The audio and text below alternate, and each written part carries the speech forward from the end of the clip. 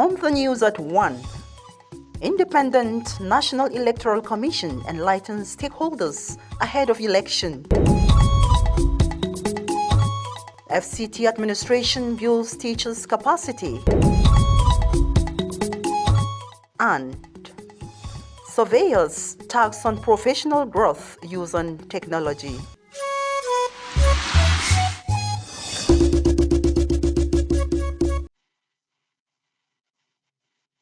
Hello, glad to have you join us on NTA Channel 5 News at 1.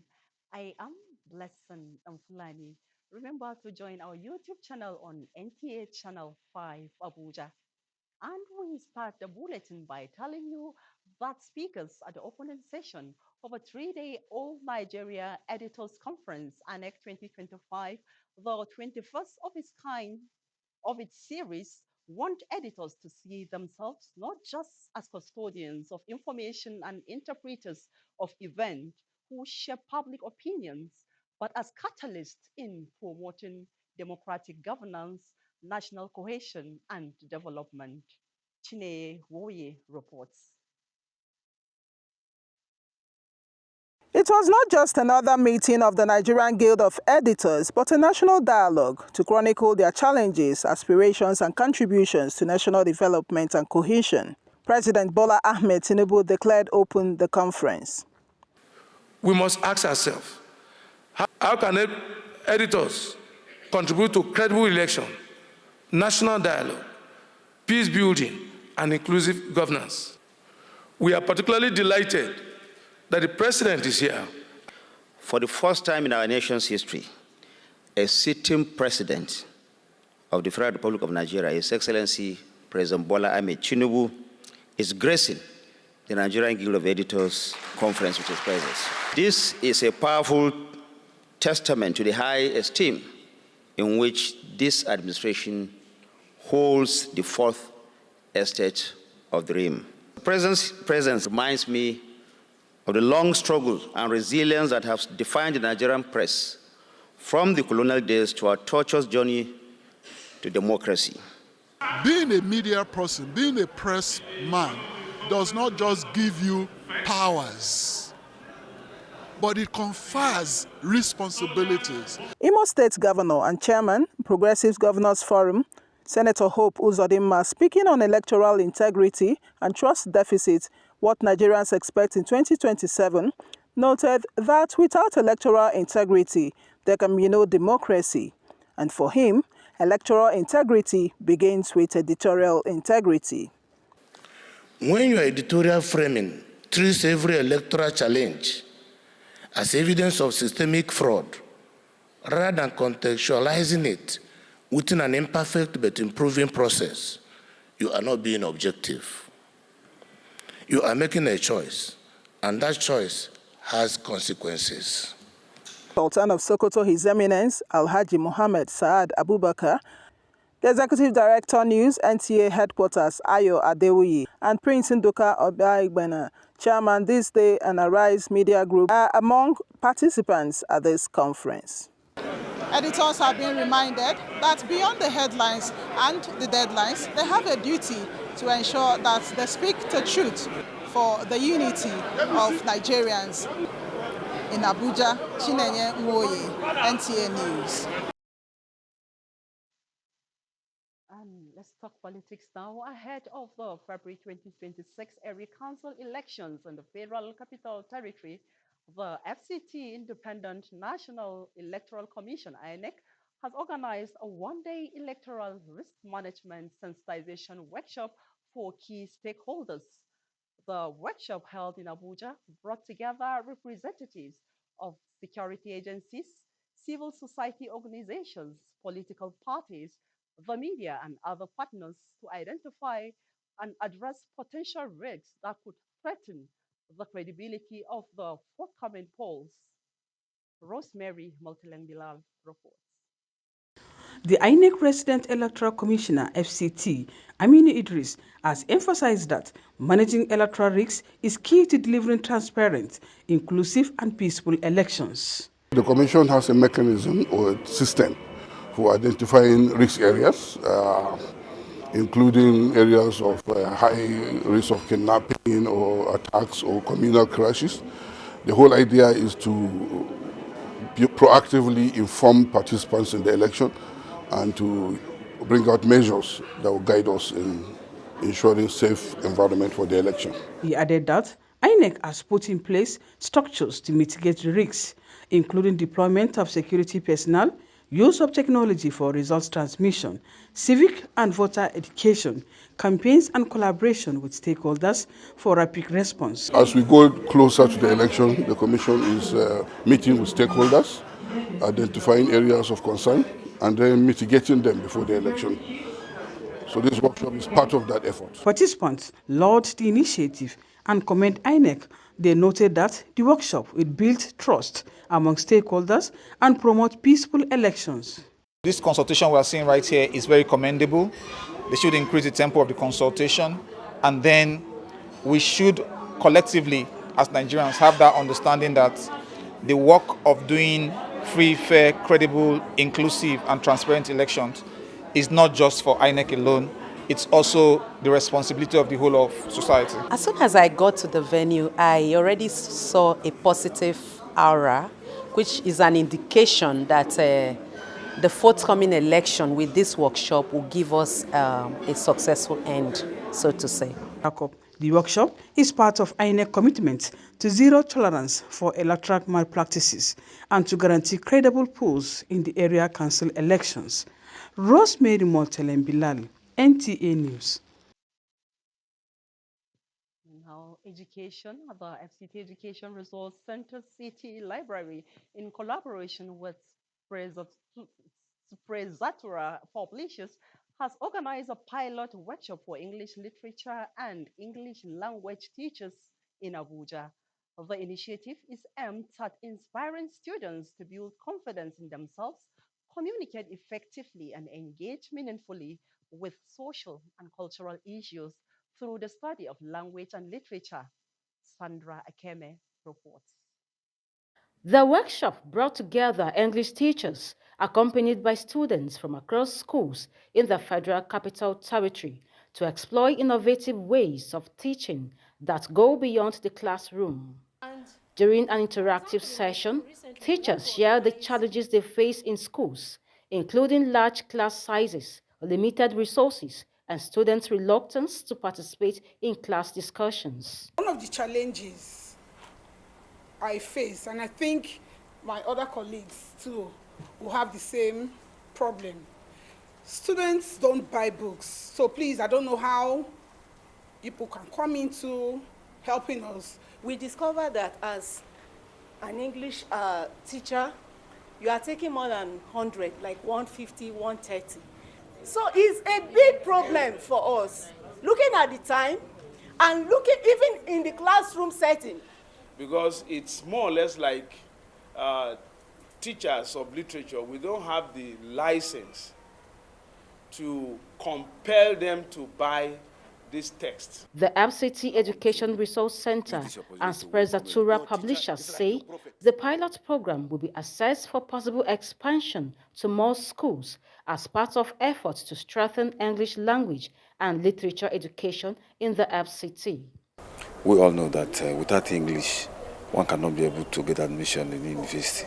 So the essence of the workshop is to help them to pass English in their examinations. I hope that authorities will look into that.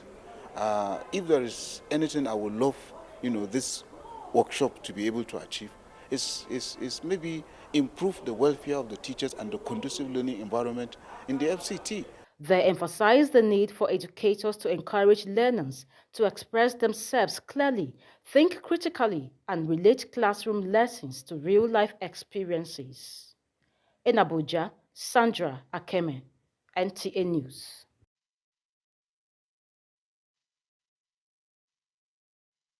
Experts and professionals in Nigeria's built environment are urging surveyors to embrace emerging technologies such as geospatial mapping and artificial intelligence to enhance efficiency and remain competitive in a rapidly evolving digital world.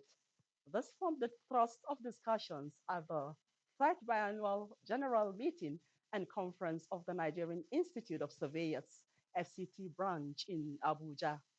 Abdullahi Ajia reports on the high-level engagement. Gather here to celebrate our third biennial. Eminent surveyors, with the blend of the older and younger professionals, under the auspices of the Nigerian Institution of Surveyors FCT branch, are steering the wheel of professional progress using the third biennial meeting and conference as a platform to sensitize and encourage members with new knowledge of surveying expertise, especially with the coming of artificial intelligence. It's our mandate to harness cutting-edge tools while upholding professional ethics, standards, and public trust. For purpose of national security, the states must all be in tandem so that each state is not doing its own while there is confusion.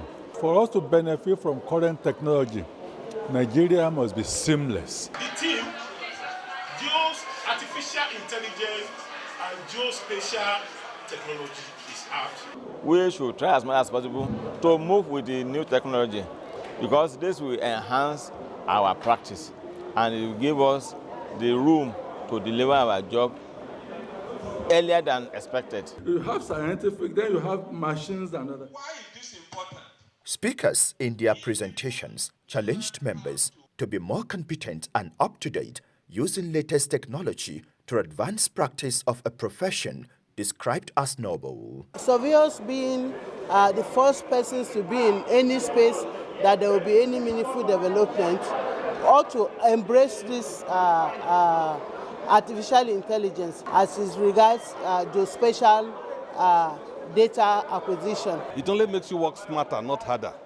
So my advice to people is that they should embrace this technology, they should learn it, and it will improve their efficiency in the work they do. Beyond the keynote speeches, a crack team of panelists drawn from sister professionals in the built environment gave light to the issues of the moment, suggesting ways forward. In order to have a reliable database in a GIS format is to ensure that every professional is carried along. Each of them is to make sure that they work within their professional ethics. When you have a master plan, you need the map. The primary purpose of that online has to do with welfare of members.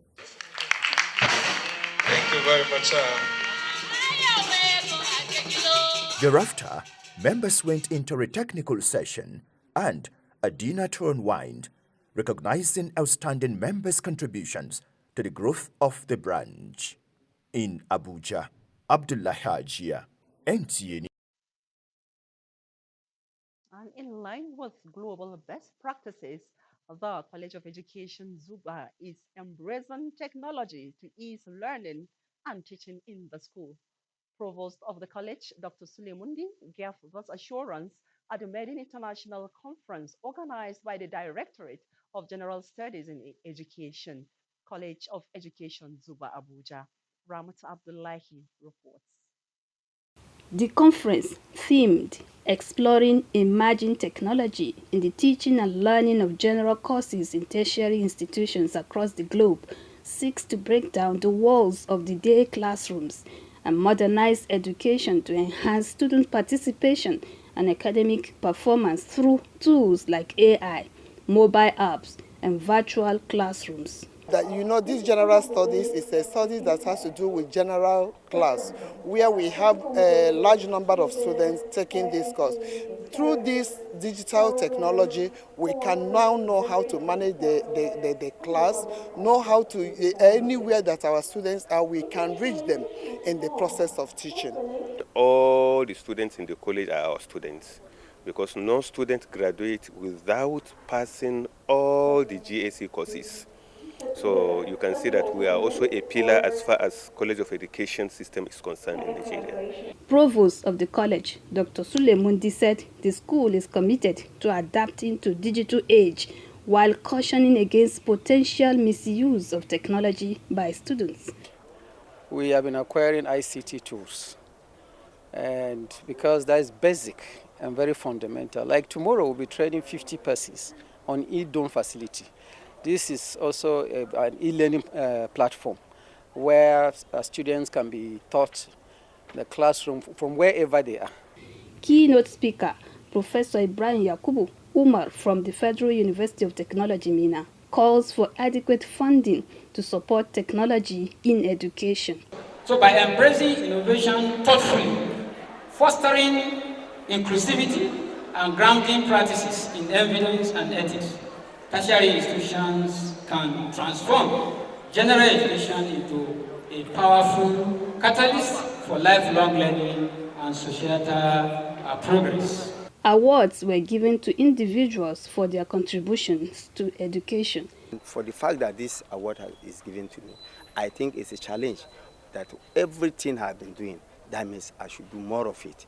The event, according to the organizers, aims to inspire innovative teaching methods and a paradigm shift in Nigerian tertiary education. Ramatu Abdullahi, NTA News. You're watching the 1 p.m. news on NTA Channel 5 Abuja. The news continues shortly. Please do stay.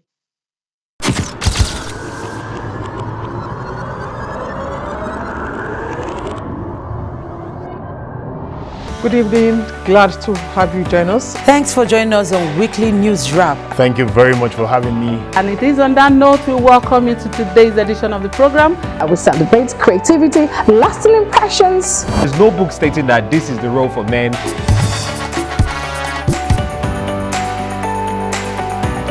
On the news. On the news at 7.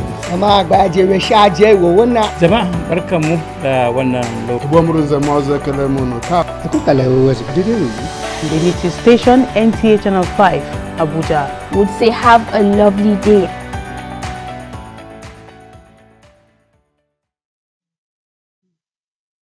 Glad to have you back. For researchers to communicate effectively in the public, they must explore the tools and techniques to overcome stage fright. That was the submission of the speakers at the second lecture series of the School of Postgraduate Studies, Nasarawa State University, Kefi, which dwell on the presentation skills for oral defenses and conferences. Christy Ayago Adaji has the details. Nasarawa State University KEFI has put machinery in place to use education as a tool for developmental achievements, both for the institution and Nigeria as a whole. This is seen manifesting during the 7th special lecture series of the academic institution, delivered by Isaac Parashina, Kenya High Commissioner to Nigeria.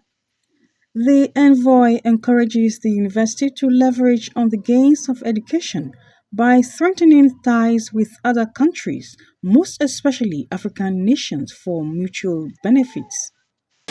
Education is a form of diplomatic capital. It's a strategic asset that shapes narratives, builds relationships, and extends a nation's influence in the global arena. Vice-Chancellor Nasarawa State University KEFI, Professor Sadatu Hassan Liman, promises to elevate the profile of the Fountain of Knowledge with the global community through more partnerships and linkages. Here today we celebrate the power of education to bridge borders, foster understanding, collaboration and partnerships to drive development. Theme of the lecture is leveraging education as a diplomatic capital, pathways for strengthening Kenya-Nigeria collaboration. From Kefi, Nguse PV, NTA News.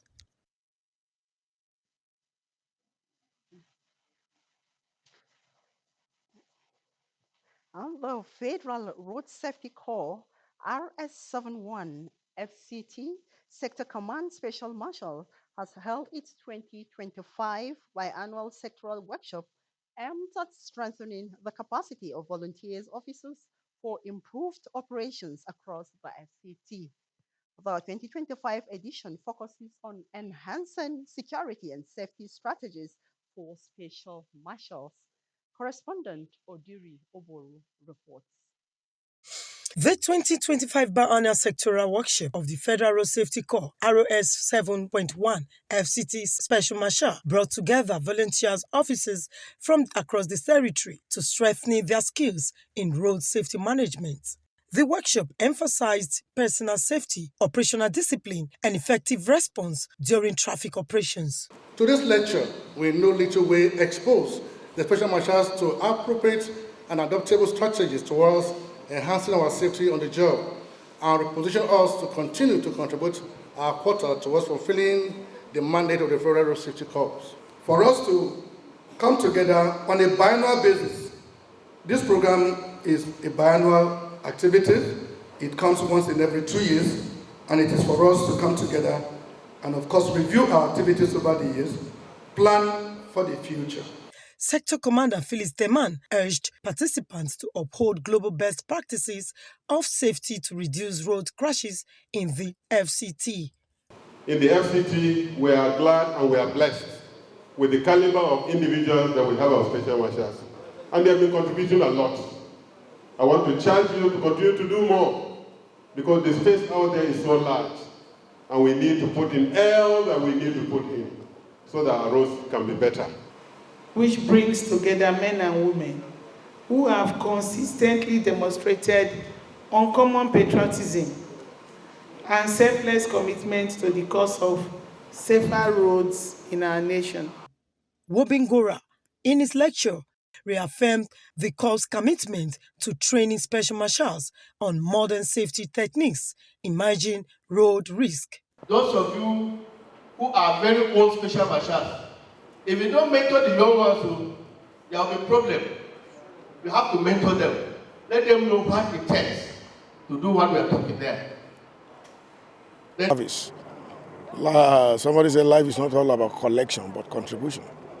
In fact, this is in recognition of the contribution we have made, and we are willing to make more. The event also featured the decoration of notable Nigerians and foreign nationals as special marshals. In Abuja, Odiri Ogboru Arutere, NTA News. And for happenings across the world, let's join the globe this week. Many thanks, blessing, and welcome to the globe this week, a segment of the news where we bring you up to speed with happenings around the world. I am Sandra Akemi. From the United States, President Donald Trump has signed a spending bill to reopen the government and end the longest shutdown in U.S. history. He signed the short-term bill into law just hours after the House of Representatives voted 222 to 209 to approve it on Wednesday night, and 2 days after the Senate narrowly approved the same bill. Many government services have been suspended since October, and around 1.4 million federal employees have been on unpaid leave or working without pay.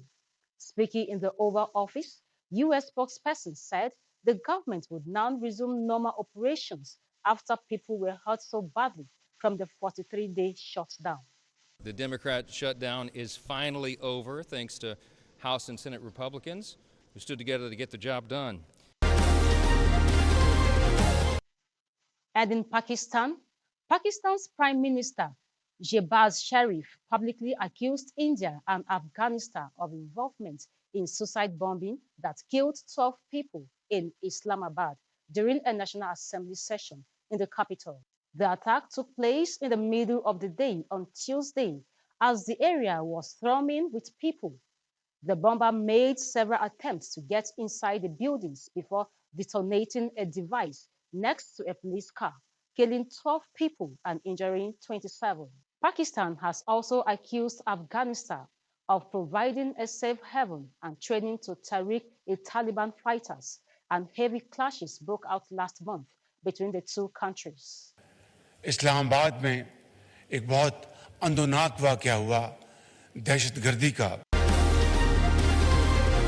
Pretoria and Washington have clashed over a range of policy issues, including South Africa's summit agenda, culminating in President Donald Trump announcing at the weekend that no U.S. official will attend the Johannesburg gathering, South African President Cyril Ramaphosa said the United States needs to think again whether boycott politics actually works. Cyril further says the United States boycott of the G20 summit in South Africa later this month will not prevent the meeting of the world's leading economies from going ahead.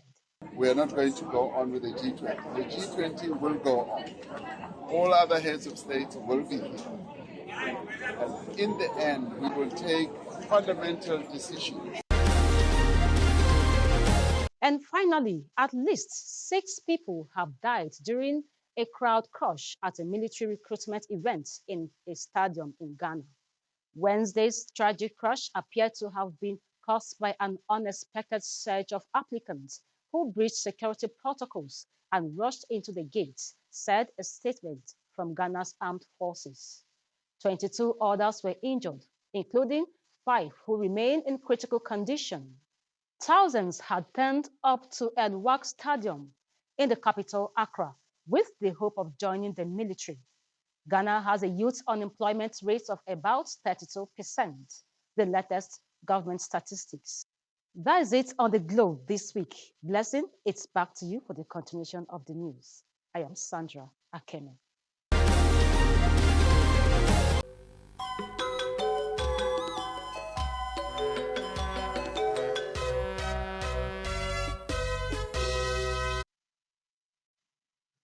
And it's sports time. Let's join our sports decks for Sports Brief with Abdullahi Ajia. Nigeria Super Eagles have returned to training in Rabat, Morocco after temporarily suspended activities over unpaid bonuses and allowances.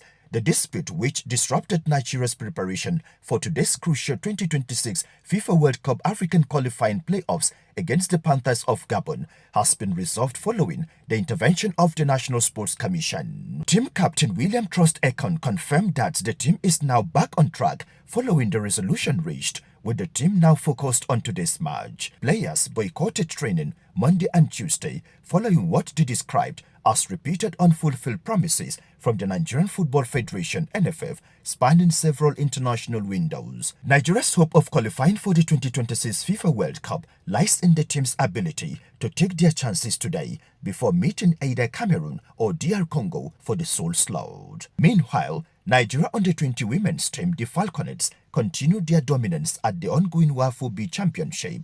The girls pipped Benin Republic with a slim 1-0 victory on Wednesday, making it third consecutive win in the competition. The victory means the Falconets have maintained a perfect record in the tournament, defeating both Ghana and Benin twice on their way to lifting the title. With Sports Brief, Abdullahi Ajia, NTA News. And that concludes our news at 1. Do join us again by 7 p.m. for more news updates. Good afternoon.